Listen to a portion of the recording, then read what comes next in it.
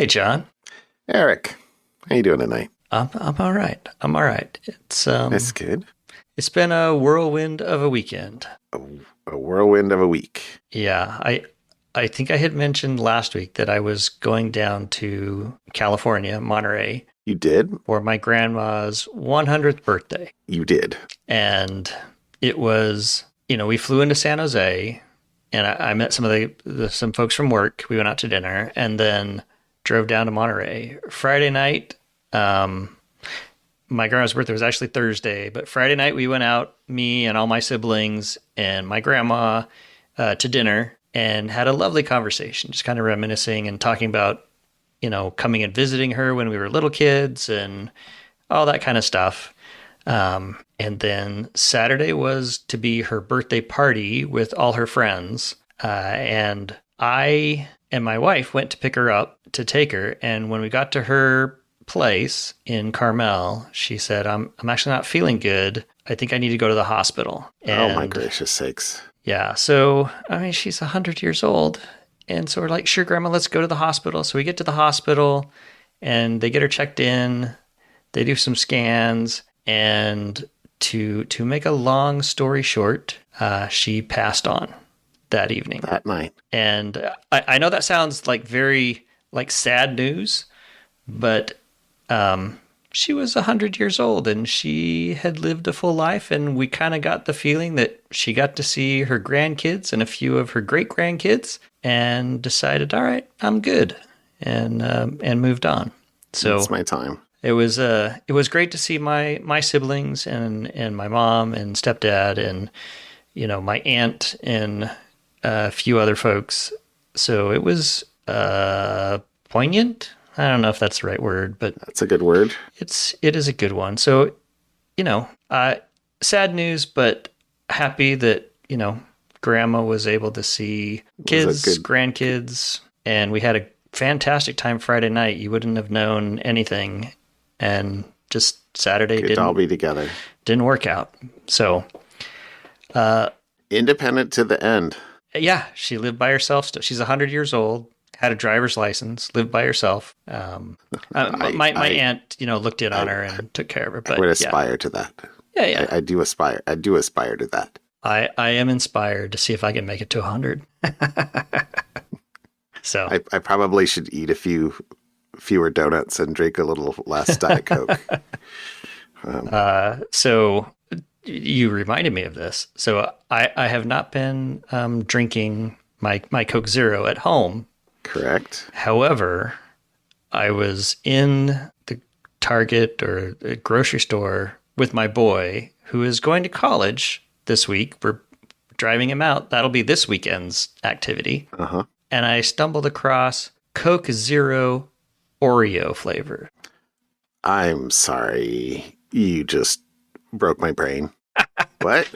So I bought some, and it's in my little revolting. fridge. I don't know. I have not tried one yet. So you haven't tried it yet? No. And okay. I'm thinking when we go to lunch, I might bring a couple and we can try it together. You want to be like mutually assured disgust. We'll see how that works. I share and share alike. I think. I didn't know such a thing existed. I did not either. Apparently, there is also Oreos Coke flavored. So there's Oreo flavored Coke Zero, as well as Coke flavored Oreos. I like the frosting, the in between the frosting. little frosting in the middle with cola flavored. Which that they do all sorts of weird things. Yeah. So there are 4 good kinds of Oreos. There's double stuff. There's single stuff, vanilla ones, triple stuff. No, the single stuff don't work. No, there's the vanilla. Those vanilla Oreos are pretty good. There's the peanut butter ones. Those are really good. And there's the mint chocolate chip or mint Oreos. Like those are the 4 types of Oreos that I will acknowledge. All right. Yeah, those are good. Although, because I'm a highfalutin, high taste kind of guy. I just like the duplex cream like donuts, the the half white, half chocolate that are like 49 cents for 2 dozen. I think You're get easy those to and please. get those and dip them in milk. They're really good. Anyway, All right. whatever. Okay, All right. So that was my weekend. I'm A little sad. my but it's all condolences, my friend. Yeah. Yeah. And hope the family. Understand, sad that grandma's gone, but, also everybody's good. Everybody's got a time. How about you? Sorry, I kind of put a downer on the conversation here, but. Well, the only word I put, although I repeated it into the intro, is plums. So I'm I had a plum weekend, is what I did. Yeah. So it's the fall-ish, and the trees are bearing fruit, and I mean I very much enjoy going out. Like tonight, I went out and I picked 2 what do you call them? Like Asian pears. Actually, we have 2 different varieties. So I picked 2 different varieties of Asian pears, and then 2 Bartlett pears. And then when I was preparing dinner, we had sort of a pear flight. It was here's a couple pieces of Bartlett pear. Here's a couple pieces of whatever the green Asian pears are, and here's a couple of whatever the brown Asian pears are. I don't know what the actual names are, but they're delicious, is what they are. Anyway, but the plum tree, the trees we have 2, are like. They needed to be taken care of. And we like plums. So other than the fact that I picked the wrong plums first, I brought them in and I was like, there isn't enough. And my wife, and I picked the tree bare, and my wife's like, you did what? There were a lot of plums on that tree. I'm like, well, yeah, I did all the dams. And she's like, you mean the ones that I enjoy going out and taking 1 or 2 off every day and eat? The eating plain plums instead of the processing plums? I'm like, oh, yes, I picked that tree bare because the recipe I went and looked said pick damson plums, and that's the damson plums, the really good ones. Anyway, so I went back out. So net, we I had already cleaned, sliced, and de-pitted all of those, and then weighed it out, and I was like, well, I only have enough to make chutney or plum butter, but not both. And that's when she was like, I'm sorry, your math doesn't compute. What?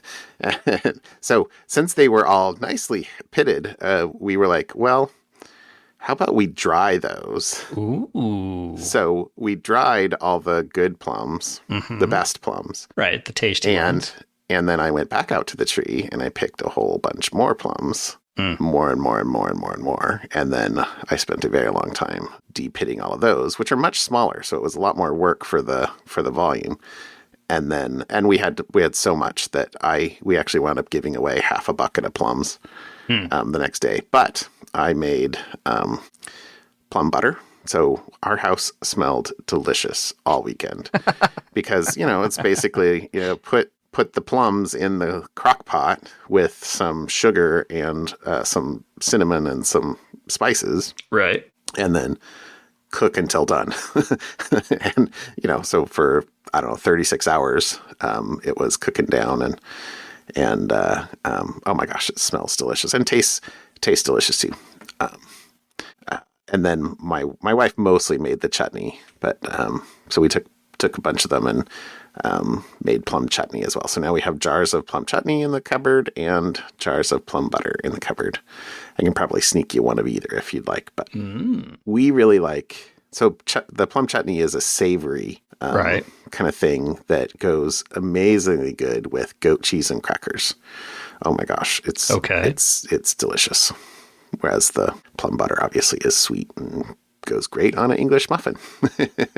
Okay. So anyway, I had a very plum weekend, and that's basically what it came down to. I picked the plums, I pitted the plums, I cooked the plums, I canned the plums. There was much to be done. And now, I don't know what, I got to do the same with apples. This weekend might be apple weekend or Asian pears. Okay. Asian pear sauce is delicious. I don't know if you've ever had it, but it's really good. Okay. Processing apples is a lot more of a pain because you gotta cut them all out. But I don't know. That might be my Saturday. So okay.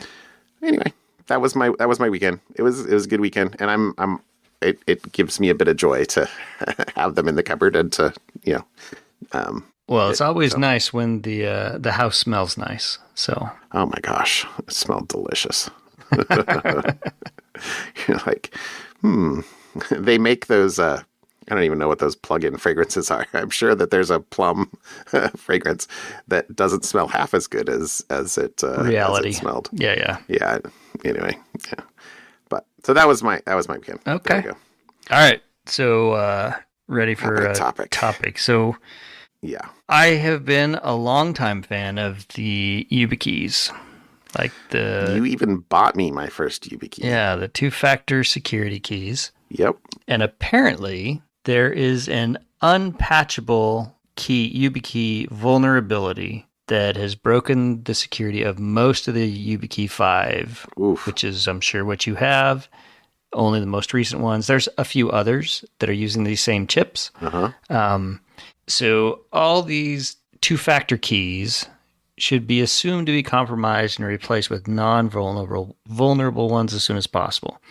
Now, so here's the deal, though, which is why I'm not particularly worried about it. I'm going to say air quote vulnerable. Yeah, air quote vulnerable.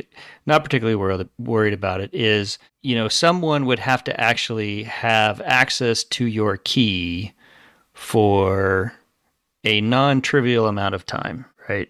Because what they're doing is they're using the NFC pieces of the chip, the radio emissions, to create the attack. This researchers at Ninja Labs, they spent 2 years capturing and deciphering the radio emissions from the chips to create the attack. And so here in the doc, it says, hackers would need up to an hour of access to the key to capture the radio emissions, then a day or two to decipher the data and create a copy of the 2FA key. And then the math and techniques are rather complex. So readers with know-how in cryptography, math, and electronics can read the complex methods in the Ninja Labs article. It's in the article we'll link if you really want to go dig it out. And it's not something that's new. They've found the similar vulnerabilities in Google's Titan key, other types of keys. So Yubico actually has a security advisory. You can go out and look. I went and checked. I was pretty sure mine was still there because mine's not recent. You download an app on your phone and, hold your NFC key up to the phone and it'll beep and tell you the version number. Mine is, I'm sure yours is as well. So, at some point, maybe we'll switch, but the flip side of it, because I'm not particularly worried about it. The flip side to this, though, is passkeys are becoming more and more popular, and it's effectively the same thing, but now it's your phone. So I am debating whether or not it's time just to get rid of my cool little YubiKey entirely and go in whole hog on passkeys. So interesting. That's kind of where I'm at with that. So if you have a YubiKey, and there's a few other brands, but it's likely vulnerable unless you've purchased a very recent one, and they're not patchable. So yeah, the only solution is buy a new one. Yeah. So anyways, that's the article I saw tonight because, hey, that's me. That is you. You're Yubikey vulnerable. Yeah, it's on my keychain right now, and I use it at least once or twice a week for various different things I'm logging into. So it's been a while since I only use mine for a couple things, and it's been a while since I logged in. But have I shown it to you lately? Like the shielding's broken, so I'm not sure it actually still works. I haven't tried it. I'm sure it does because I had one do that to me as well. It's like a piece of like art. Yeah. Now. Mm-hmm. So anyway. Yeah. Well, so my something fun was ours. One of my topics, I was going to link the ours article, so I decided to have a complete ours trifecta of stories tonight. All right. So the first one is security adjacent in the sense that Broadcom acquired VMware, right? Yep. And Broadcom has been aggressive, let's say, with VMware pricing. Sounds... AT&T is filing a lawsuit against Broadcom, or filed a lawsuit against Broadcom a week or so ago, accusing it of seeking to retroactively change existing VMware contracts to match its new corporate strategy. Because Broadcom won't let AT&T renew support for its purchased perpetual software, they want to drive it into subscription licensing. Of course. And AT&T, of course, is like, we already bought the software. All I want to do is pay for support. I don't want to subscribe for something that I already purchased. And you owe me, according to the contract, 3 years of support. Right. So it's a couple of facts in this linked article are that so AT&T supposedly has 75,000 virtual machines across about 8,600 servers. It's good. That's pretty big. I mean, if you had asked me to guess, I wouldn't have been surprised if it was double that, to be honest. Yeah. But okay, pretty substantial. AT&T's argument is that it has a right to 3 one-year renewals, and it was trying to negotiate pay for whatever the second of the 3 one-year renewals that it is entitled to. Broadcom's argument back is that AT&T, if they wanted support, they would have had to sign up for all 3 years before the end of 23 or something like that. Right. Interesting ticky-tacks. I'm sure the lawyers are going to be parsing prepositions very carefully. Lawyers get paid. In this bit. But so another fact in here. So here's the quote from the lawsuit from AT&T's filing. It says, specifically, Broadcom is threatening to withhold essential support services for previously purchased VMware perpetually licensed software unless AT&T capitulates to Broadcom's demands that AT&T purchase hundreds of millions of dollars worth of bundled subscription software and services, which AT&T does not want. So that's the thing. Because the quote underneath that, it says, after buying VMware, Broadcom consolidated VMware's offering from about 8,000 SKUs, Yikes. holy moly, to 4 bundles. You can have any VMware you want, so long as it's one of these 4. Broadcom's response says, of course, that it disagrees with the allegations and that VMware had been moving to a subscription model, the standard for the software industry, for several years before the acquisition by Broadcom.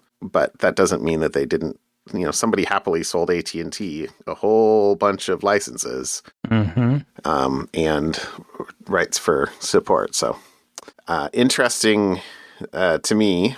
This is a security adjacent in the sense of, security updates is really what AT&T needs. I'm sure they want basic support too, but one of the big things in there, and I think there was a mention in the article, although clearly not in the quote I pulled out, that, they needed, that Broadcom was just denying them security updates.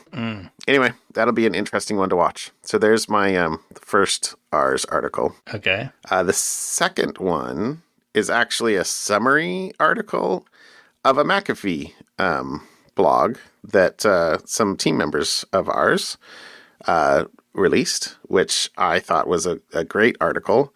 I'm going to actually link to the R's summary here, but this is from the mobile research team that discovered a series of a number of malicious apps for Android. It says more than 280 malicious apps for Android.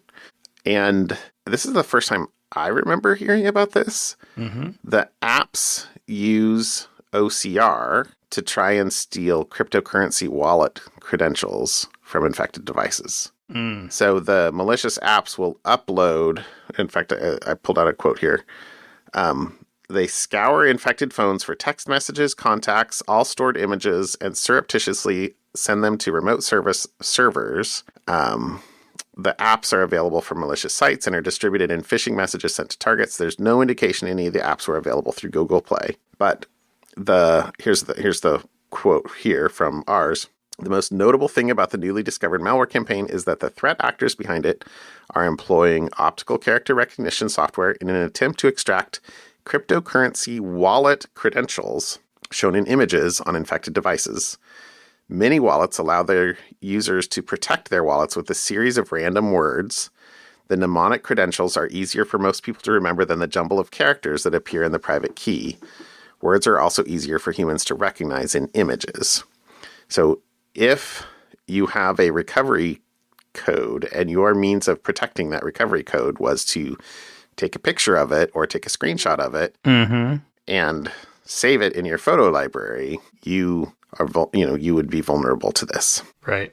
And that, presumably the malware people are trying to find and then drain, any wallets they can recover access to. The images in the article itself actually show the CNC console that has, very clear, here's a set of images that include the words or the recovery passphrases. So I thought this was really good research by the team and a really novel threat vector. So this is another good thing about like a secure vault or a password manager app that allows you to store other things in it, like photos, like notes. Yep. This is the sort of thing that if it was not in your photo library, but it was in your password manager or vault, it would be better protected. The last thing I kind of pulled out about this from the summary, at least, is this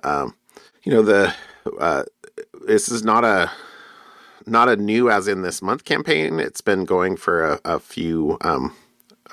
number of months, and there's been some changes over time, both in technology, so move from HTTP to WebSocket communication, and also what regions are being targeted. So most of the target was in South Korea, but it says that it has, quote, recently begun to spread within the UK. And with that, that's 2 topics, both with ours links. Oh, there you go. There you go. I look forward to your fun. My Ours something fun. Exactly. Well, my something fun is a very academic paper. And all I have read is the abstract. And I looked for a summary article outside of the academic abstract and was unable to find one. So maybe we'll find one in the next few days as this comes out. But anyways, I got this from a friend at work sent this to me and said, hey, for your fun. I'm like, I'm totally using that for my something that's fun. Awesome. It's the research article title is Achieving Optical Transparency in Live Animals with Absorbing Molecules. Wait, live animals are not supposed to be transparent. Yes. Other than jellyfish, perhaps. Are jellyfish animals, I guess? Animalia? Yeah, I'm sure, They have to be. We don't need to get an argument. Is a fish an animal? Okay. But, yeah. Jellyfish is not a fish. You didn't just call a jellyfish a fish. Okay, maybe we do need to get an argument. Okay, anyway, talk to me about transparent animals. Okay. I mean, it's in the name. Sorry. But let's go. All right. So from the article, it basically gives the abstract and kind of the details of the abstract. So the abstract is basically, the introduction. A challenge in trying to image biological matter is that its complex structure causes opacity because of unwanted light scattering, right? Because, your skin is just made up of, cellophane. It's not like it's see-through. There's all sorts of stuff inside, biological matter that will cause light to scatter. So what they decided to do, I'll read their rationale here. We hypothesized that strongly absorbing molecules can achieve optical transparency in live biological tissue. So, and then there's a bunch of other fancy words. Completely counterintuitive. It does. So there's a chart that they show, but it's basically we predicted that dye molecules with sharp absorption resonances in the near ultraviolet spectrum, 300 to 400 nanometers, I believe that's what that is, and the blue region of the visible spectrum, 400 to 500 nanometers, are effective in raising the real part of the refractive index of the aqueous medium at longer wavelengths when dissolved in water, which is in agreement with some other stuff. Anyways, So, as a result, water soluble dyes can effectively reduce the contrast between water and lipids, leading to optical transparency of live biological tissues. I'm going to pretend I understood all that. Anyways, the best part is the Wow. pictures. And I really wish there was a not just the summary and I where I could read the details, but the pictures are actually kind of cool. And that's really what makes this one is it the pictures of the live biological mouse. They do a mouse and they put this whatever they do to it, they put it over his stomach and you can see the organs through the flesh of the mouse's stomach. Anyways, so Wow. to your earlier comment, overall, we report the counterintuitive observation that strongly absorbing molecules can achieve optical transparency in live animals. So you are right, it is counterintuitive, but apparently their approach presents opportunities for visualizing the structure, activity, and functions of deep-seated tissues and organs without the need for surgical removal or the replacement of overlying tissues with transparent windows. So clearly there's some limitations for this.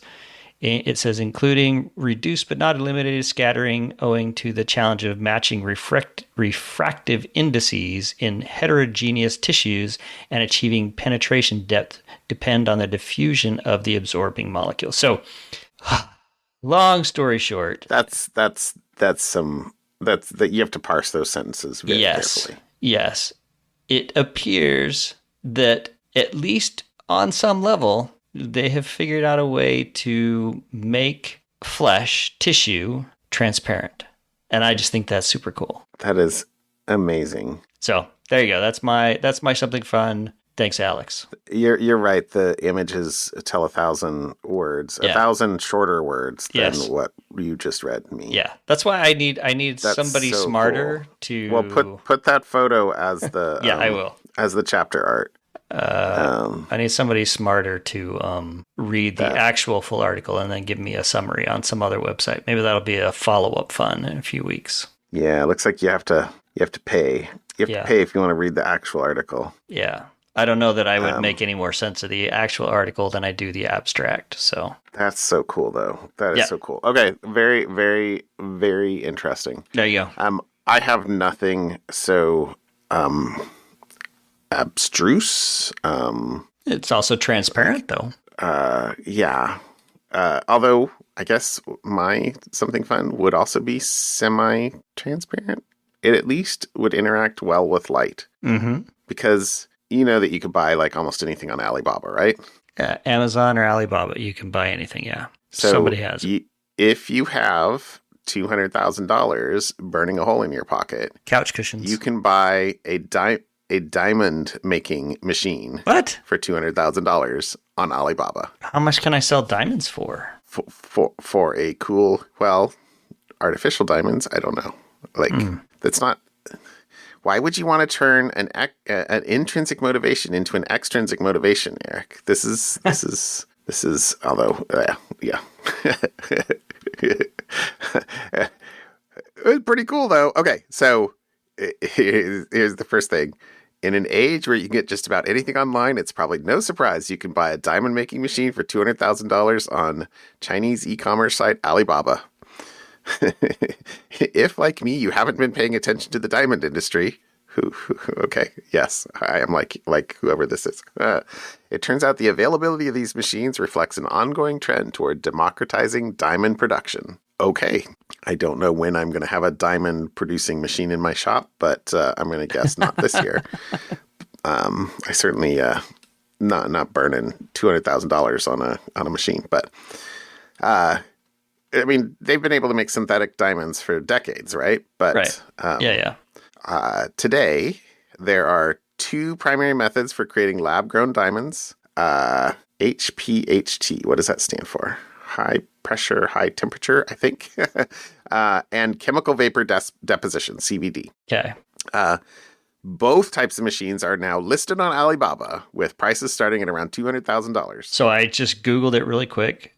$200,000. An 1 carat artificial diamond goes for about $626. So you would have to make 319 artificial diamonds, 1 carat diamonds, to break even. Well, that would be gross. It depends on what you have to actually put in. That's true. Yeah. You have all your materials. So what's your but it could be pretty cool. Okay, this is the ant miner of 2026 is a diamond making machine. There you go. my son's in economics at the moment. I wonder what draw me a supply and demand curve. Anyway. So that's for the HPHT version. If you want to do CVD, it's around $450,000. So, there you go. So 700 1 carat diamonds. Yeah, exactly. Plus materials. But really, why wouldn't you just buy it just to make the one? I mean, because Why not make a 6? Why not make a 319 carat diamond? You just don't have to make one. Right. Genius. So it's important to note, it says, that operating one of these is not as simple as plugging in and watching diamonds form.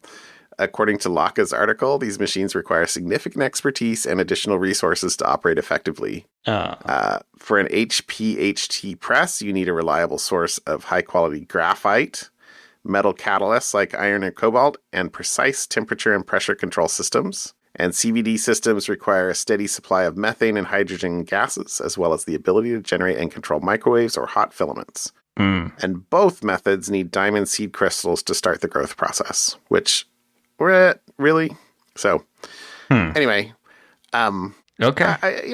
Diamond Farmer, next on your list. I'm betting, I just read this earlier tonight, so I'm betting, though, when I go and Google making diamonds on YouTube, some YouTuber has done this. I just Googled how to make artificial diamonds, synthetic diamonds, lab-grown diamonds. Can you actually make diamonds at home?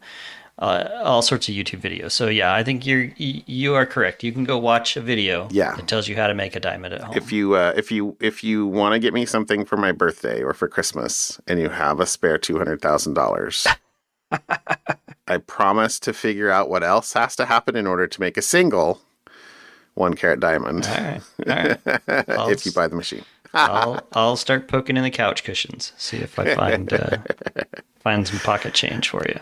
It's all good. Okay. Cool. There you go, my friend. All right. Thanks, John. Have a good night. I'll talk to you later. We'll see you. Bye. Bye.